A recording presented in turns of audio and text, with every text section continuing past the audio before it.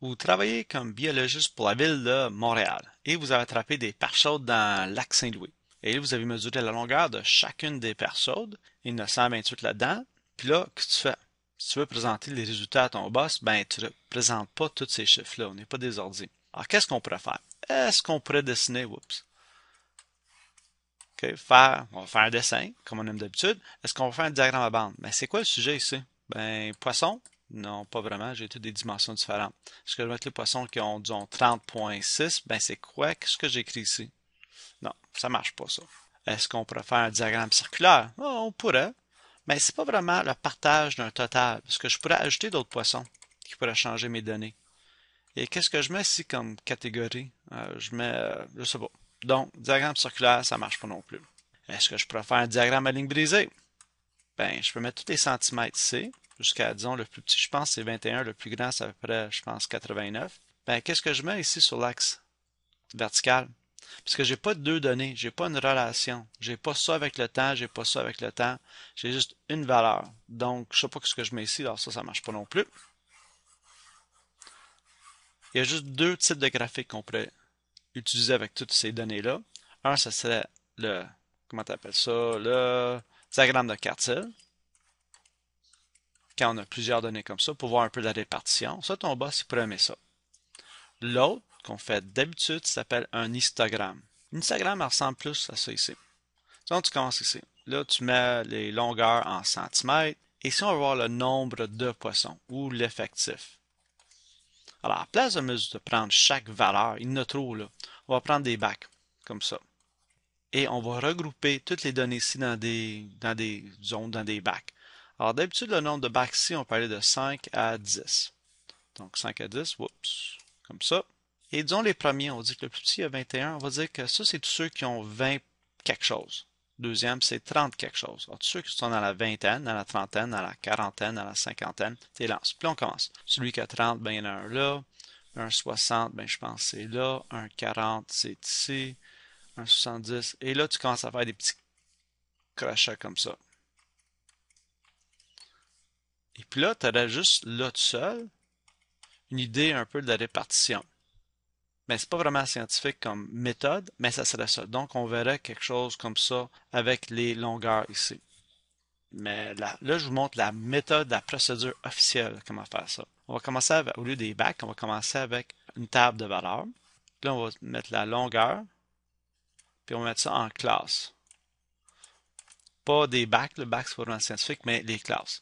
Et quand on dit on veut tous les chiffres qui commencent à 20, on met crochet comme ça, 20, comme on a fait dans les inéquations. Et on va aller, disons, jusqu'à 30. Mais 30, on ne le prend pas. Alors, tous les chiffres qui commencent à 20, inclusivement, jusqu'à 29.9999, vont aller dans cette classe-là. La prochaine classe, on va commencer à 30, parce que là, on ne l'a pas pris ici, et on va aller jusqu'à 40. Et quelque chose comme ça. Et c'est très facile aussi de choisir comme les chiffres commencent avec 2. Tu n'as pas besoin de regarder autre chose. Donc, ça commence avec un 3, je mets un crochet. Donc là, on commence et on fait la même chose. On met des petits crochets. Ou, ce qu'on fait d'habitude quand on en a plusieurs, c'est qu'on met des petites lignes verticales. 1, 2, 3, 4, puis le cinquième, tu barres. Donc, tu mets 1, 2, 3, 4, tu barres, quelque chose comme ça. De toute façon, là, c'est plus facile à compter à la fin. Tu as des paquets de 5. À la fin de tout ça, là, tu vas mettre le mot effectif. Et là, tu vas les compter. Disons, j'en avais 5 ici, 8 là, 15 là, puis 7 ici. Et avec cette information-là, là, tu peux aller dessiner avec la classe et l'effectif. Là, on a comme une relation. Là, on peut dessiner, faire le dessin, l'histogramme. Ça va être effectif. Donc, on a créé notre valeur verticale ici. Ça, c'est la longueur en centimètres. Disons, le plus petit qu'on avait ici, je pense, c'était 20. Donc, on met casser ça ici. On va dire, mais là, on commence à 20, 30. Disons, on va dire, je pense, 5, 10, 15. Quelque chose comme ça. J'invente les chiffres. Donc, tous ceux qui sont tombés dans la classe de 20 à 30, mais disons qu'on fait quelque chose comme ça. Là, les bandes se touchent. Ça ressemble à un diagramme de bande, mais il peut y avoir un poisson qui a 29.999 et un qui a 30. Donc, il ne faut pas qu'il y ait de l'espace entre les bandes. Sauf si, disons, on a une valeur de 0. Si vous voulez être gentil, vous écrivez en haut ici toutes les valeurs de chacune des colonnes. Donc, et ça, vous devriez le faire, c'est pas indiqué. Donc ça serait, disons, 3. Parce que ça vous aide après. Et ça, c'est un histogramme. Si je veux la classe modale, celui qu'on voit le plus souvent, ben, ça serait la classe modale, ça serait de 40 à 50. Si je veux la classe médiane, celui qui est en plein milieu, ben encore on fait l'affaire de tuer le monde, ou de tuer les poissons ici. On va lui dire, ben regarde, le 3, je veux qu'il s'en aille, c'est il va m'en rester 2. Le 2 plus 7, ben là, il va m'en rester 5 ici. Le 5, ça va être, il va m'en rester 6, 6 là. Donc, on peut voir que la classe modale, la classe médiane, c'est aussi là. Si je veux faire la moyenne, ben c'est un peu comme on a fait avec les regroupements.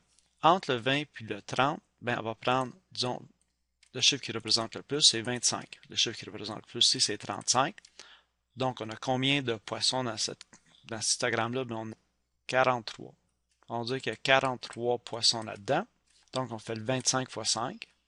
La plupart des 11 ont 35 cm, 35 fois ça, ça fois ça, ça fois ça, et on divise par 43. Donc, 5 fois 25, plus 35 fois 11, puis ça, j'ai fait ça dans une autre leçon, et divisé par 43, vous donnez à peu près la moyenne. C'est tout approximatif. Donc, juste pour répéter, quand on va construire un diagramme, un histogramme plutôt, première étape, c'est de décider des regroupements là, quelles sont les classes, compter le nombre par classe, faire l'effectif, ou calculer l'effectif, et après ça, dessiner le histogramme.